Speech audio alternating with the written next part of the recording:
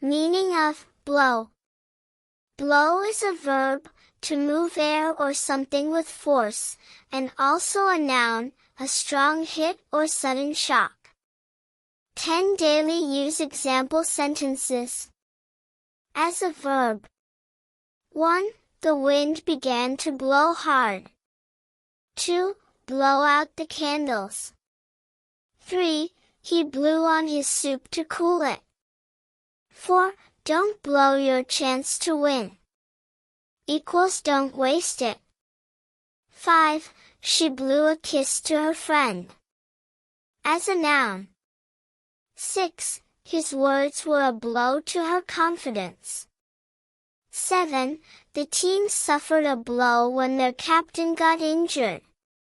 8. He received a heavy blow to the head. 9. Losing the job was a big blow.